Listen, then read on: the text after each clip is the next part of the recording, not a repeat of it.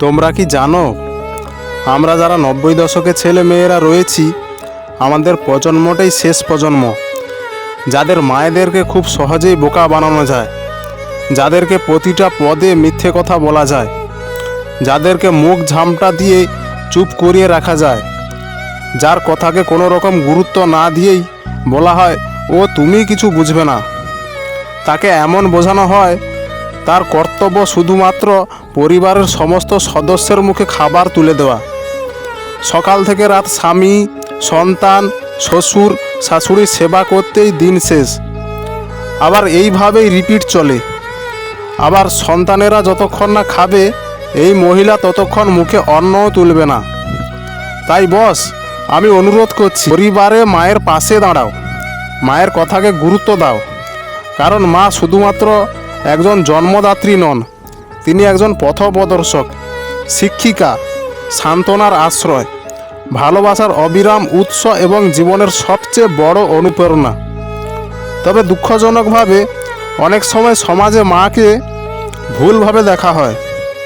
বিশেষ করে যখন কেউ বলে যে মা তো শুধু গৃহিণী, তিনি তো ঘরের কাজ করেন, সন্তানকে দেখাশোনা করেন, এতে কোনো বড় কৃতিত্ব নেই। কখনো কখনো মায়েদের আয়ার সঙ্গেও তুলনা করা হয়, যেন তারা শুধু একজন সেবিকা, যার কাজ সন্তানকে বড় করা, ঘর গোছানো, রান্না করা, পরিষ্কার পরিচ্ছন্ন রাখা। কিন্তু বাস্তবতা হলো, মা কখনোই আয়া নয়। মা হচ্ছেন সেই শক্তি যিনি একটি জীবনকে গড়ে তোলেন, এক অন্ধকার পথকে আলোকিত করেন, একজন মানুষকে যোগ্য করে তোলেন।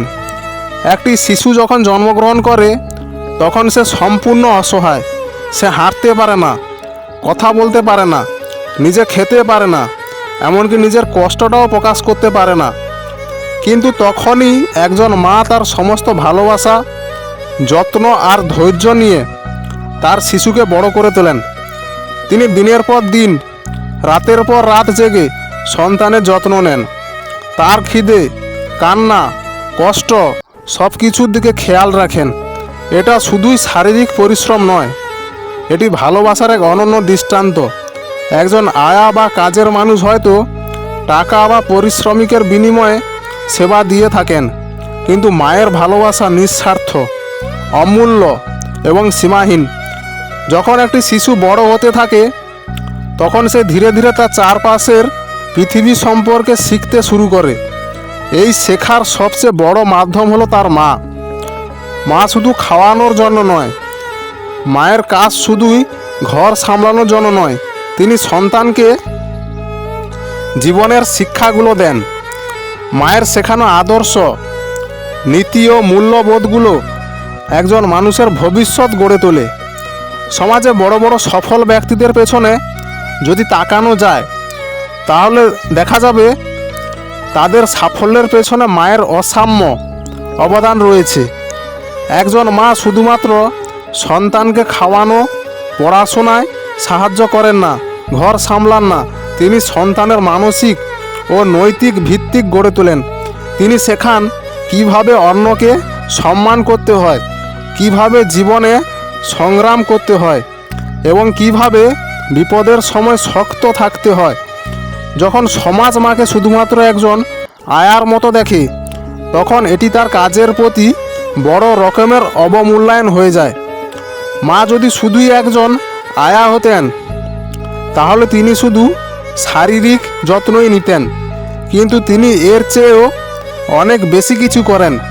তিনি একজন সন্তানকে মানুষ করে তোলেন, তাকে আত্মবিশ্বাসী করে তোলেন, তার চরিত্র গঠন করেন। সমাজের দৃষ্টিভঙ্গির কারণে অনেক সময় মায়েরা অবহেলিত বোধ করেন। অনেকেই ভাবে মা তো শুধু ঘরে থাকেন, তার কাজ তো শুধুই সংসার সামলানো। কিন্তু এই চিন্তাটি একদমই ভুল। মা যদি শুধুই একজন গৃহিণী হতেন তাহলে একটি পরিবার কখনোই একত্রে থাকতো না, একটি সন্তান কখনোই সুস্থভাবে বেড়ে উঠতে পারতো না, একটি সমাজ কখনোই সুশৃঙ্খল হতে পারতো না। একটি সুস্থ সমাজ গঠনের মূল কারিগর হচ্ছেন মা।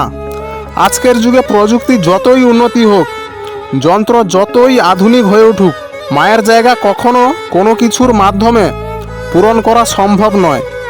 মা শুধুই একজন সেবিকা নন, মা শুধুমাত্র একজন গৃহিণী নন, মা হচ্ছে একজন দৃষ্টান্ত, একজন আদর্শ, একজন অনুপ্রেরণা।